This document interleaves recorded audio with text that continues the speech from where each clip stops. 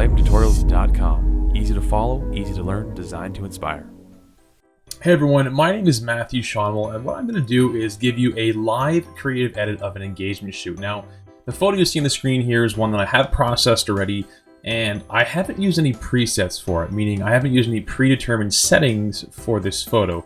Many of my engagement shoots or my photos that I process, I use presets for some to get started. Sometimes it's the final result, but in this example here, I want to work through editing this photo and sort of give you a thought process that you can apply to any picture, specifically engagement photos, but really giving you a way to learn and work through your photos. Because at the end of the day, editing a picture, you have to have a game plan in mind, meaning when I edit my photos, I really go through with an idea of what I'm looking for and work towards that, meaning it's pretty rare where I edit a photo and I don't know what I'm looking to get. So I'm gonna hit reset. Actually, I've got a reset image here. So this is what the image looked like before, and this is what it looks like after. Now I'm gonna edit it from scratch, meaning I haven't memorized what I've done. I'm going to sort of go on the fly and explain what I'm doing and hopefully give you some insight as to how you can process your images and go from there. So the first step in editing an image, at least what I do, is basically I want to try to set my, see how the horizon line is on an angle downward. Well, it's because in the real world, sometimes you can't be perfect, and I'm laying down with a wide angle lens. So I'm going to hit R on my keyboard, which is the shortcut for cropping, and I'm just going to readjust my photo here and crop it a little bit. Now that looks a little bit better. Now if you notice here, it looks like the horizon line has a bit of an archway or bows, and that's the reason for that is because of the lens I'm using. So if you look here on the right hand side of your screen, there's something called lens corrections. If you click the basic tab and hit enable lens corrections, what Lightroom automatically does is it applies the profile from your lens. So what behind the scenes, there are a lot of things going on when you edit a picture, and when you process in RAW or even a JPEG, what happens is your camera has information when it captures the photo and basically allows you to correct or adjust based off that information. So the lens corrections tab here, if I turn it off for a second, you'll see, I see that distortion on the right hand and left hand sides on the outer sides of the image. If I click enable lens corrections, it corrects that for the most part. You notice he still has a bit of distortion, and I shot the photo to have that distortion because my client, John, was a little bit smaller than Bridget, and I wanted to make him stand out, and that's what I've done here. So the first step in this example was to do a bit of cropping, correct the lens corrections here, or enable the correct profile for the lens. Let's just say that there was a distortion in the center. Well, essentially, you could manually correct those distortions and fix those different elements if you wanted. But for this example, I'm just going to leave it at 0. So the first step in adjusting, so the first step I do when I process any photo is start looking at, hey, how do I want to look at this? Well, the actual image itself, when I capturing it in manual mode, meaning I'm getting it close to what I want, but things are not perfect. It's a bit bright, meaning it's too bright for what I want. So what I'm going to do is basically hit the auto options on the right-hand side in the basic panel and see what Lightroom gives me.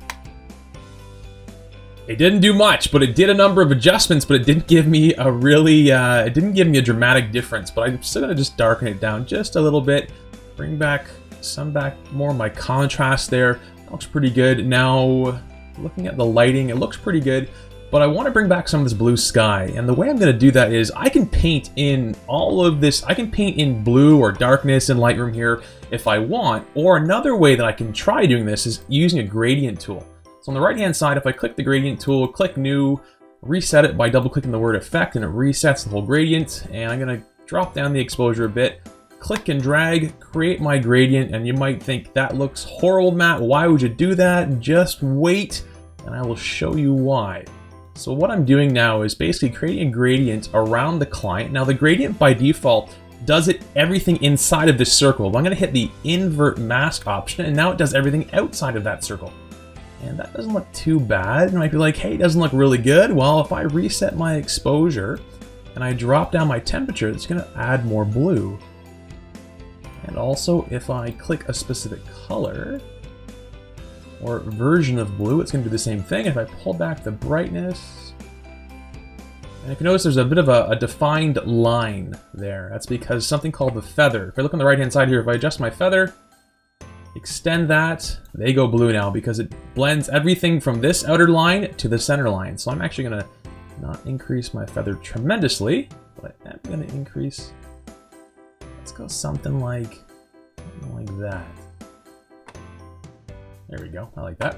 All right, so it doesn't look perfect, but all we're trying to do is add blue to the sky. So now I'm going to take my brush tool and click the word new, reset the word effect, and basically I'm going to pull in my saturation, add some contrast, increase my highlights, increase my whites, and pull in some temperature blue, and now paint this in.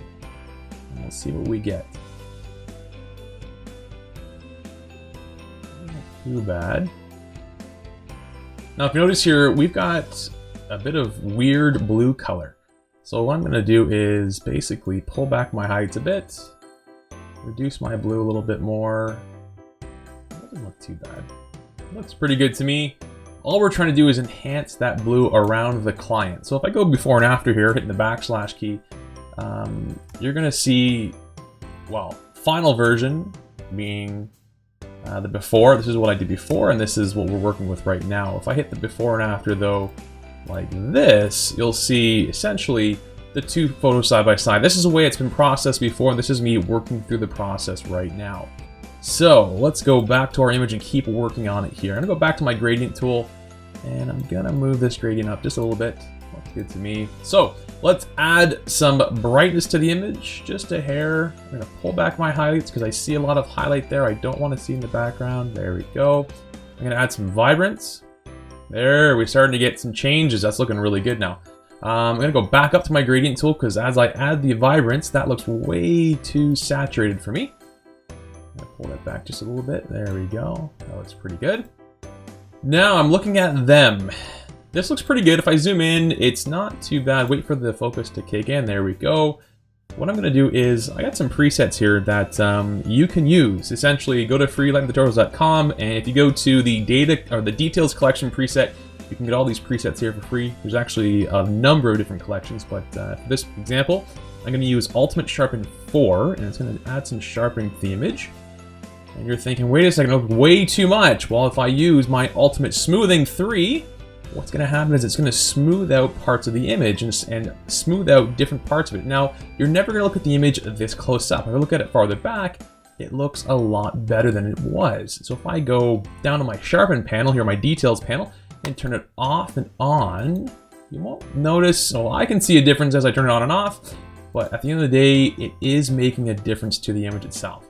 So we've got blue on the outside, the client's looking pretty good. I'm going to go here to my HSL panel, click my saturation tab, and increase the saturation of orange a little bit. I'm going to bring out that orange, looking pretty good to me. I'm going to increase the saturation of blue a little bit, looking pretty good to me. Now remember, we see more blue coming in the sky because of that gradient tool. So what I'm going to do is, I'm actually going to go 1 to 1, no, not 1 to 1, let's go back here. I'm going to go 1 to 3, zoom out a little bit.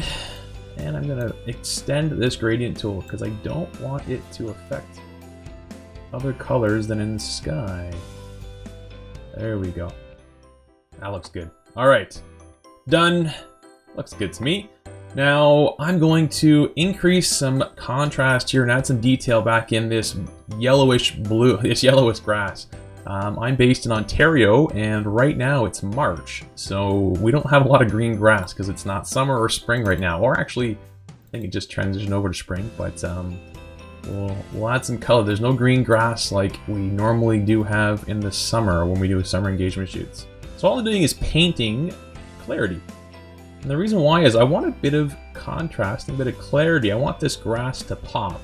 Now you might say, hey, clarity, if I want detail, I can paint other things with it. Well, you can, but I recommend only using clarity to a degree on or anything other than humans, meaning when you add clarity, what it does is it creates localized contrast, and it works really great on things like vehicles and people, vehicles and grass and different trees, but doesn't work very well on people because it actually creates, it reduces the color to a degree and doesn't really help you out. So it's looking really good. I got a great sky, looking good. The client looks good. I'm gonna add a little bit more orange in my white balance. That looks pretty good to me. I'm gonna create a virtual copy so you can see the before and after of what it was. I'm gonna hit reset here. And now, so this is the before we started editing, straight out of the camera raw, meaning with the exposures, with the brightness, with everything we had. And here is the processed version. So you see it's corrected, it looks way more colorful. and closer to reality to what I saw in that beautiful blue sky. So this is a quick edit. Essentially, hopefully I can you learned a couple things of the way you can process a photo. I always try to go exposure or cropping, exposure, white balance, and then working down the line from there. So it looks pretty good. So this is a live edit, so it's a one cut, meaning I'm not going to edit anything. I'm just going to leave it true, leave it clean. Hopefully you learned a couple things. My name is Matthew Schonmel. This was a live creative edit from freelightroomtutorials.com. And if you have any questions, please leave a comment below. And if not, go to freelightroomtutorials.com and get a ton of free presets and hopefully learn some new things with the articles and videos. Have a great day. freelightroomtutorials.com. Easy to follow, easy to learn, designed to inspire.